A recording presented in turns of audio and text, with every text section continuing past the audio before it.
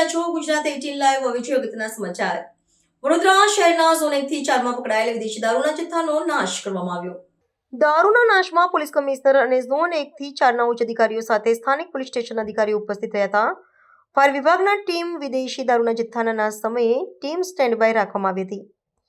વિદેશી દારૂના જથ્થાનો નાશનું ડ્રોન દ્વારા નિરીક્ષણ કરવામાં આવ્યું હતું. વિવિધ પોલીસ સ્ટેશનમાંથી પકડાયેલ 1,75,00,000નો દારૂનો નાશ કરવામાં આવ્યો હતો.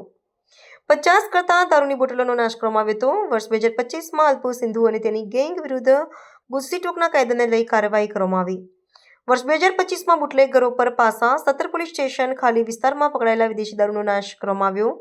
131 આરોપીઓ સામે કાયદેસરની કાર્યવાહી કરવામાં આવી. જામીનના આરોપીઓએ ભંગ કરતા કાયદેસરની કાર્યવાહી હાથ ધરવામાં આવી હતી. વર્ષ 2026 દરમિયાન વડોદરા શહેર પોલીસ સતર્ક રહેશે અને તમામ આરોપીઓ સામે કાયદેસરની કાર્યવાહી પણ કરશે. વધુમાં વડોદરા શહેર પોલીસ કમિશનરે જણાવ્યું કે વડોદરા શહેર પોલીસ દ્વારા 2025 દરમિયાન 3,200થી વધારે કેસો દાખલ કરીને એટલી સંખ્યામાં આરોપીઓને પણ અટક કરવામાં આવ્યું. આ કેસોના તપાસ દરમિયાન આપણે 9,54 લાખથી વધારે રકમની મુદ્દામાલ પણ જપ્ત કરવામાં આવ્યું છે.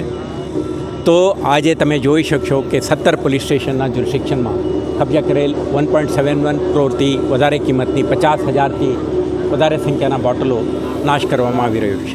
આપણા વડોદરા શહેર police the Gujarat prohibition act 1949ના કડક અમલીકરણ માટે આપણા કમિટમેન્ટ સાથે કામ કરી રહ્યા છે. અને આ ભાગરૂપે જે ઉત્પાદન, સંગ્રહ, વેચાણ અને કન્ઝમ્પશન કરતા વ્યક્તિઓ વિરુદ્ધમાં આપણા ક્રેકડાઉન કરી છે. વર્ષ દરમિયાન આપણા 131થી વધારે સંખ્યાના આરોપીઓને prevention of anti social activity અંતર્ગત ડિટેન્શન પણ કરી છે અને 15 આરોપીઓને આપણા કાર્યક્ષેત્રમાંથી બહાર કાઢીને તડીપાર પણ કરી છે, જેથી કરીને આવા પ્રવૃત્તિઓ ઉપર નિયંત્રણ રહે. અને સાથે સાથે સેક્શન 93 પ્રોહિબિશન એક્ટ 1949 અંતર્ગત જે જામીન આપીને પછી જામીનના ભંગ કર્યા છે એવા લગભગ 89 આરોપીઓ વિરુદ્ધમાં કાર્યવાહી કરીને 5,50,000થી વધારે રકમ દંડ તરીકે વસૂલવામાં પણ આવી છે.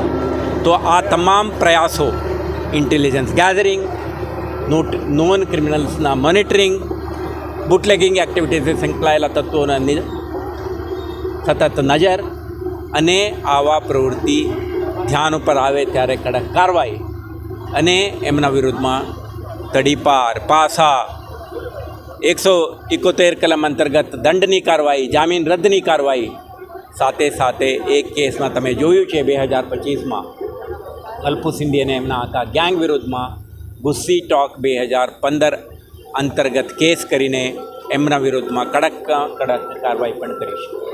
તો આ પ્રકારની એક કડક વલણ સાથે વર્ષ 2026 દરમિયાન વડોદરા શહેર પોલીસ સક્રિય રહેશે અને આવા તત્વો વિરુદ્ધમાં કડક કાર્યવાહી કરશે.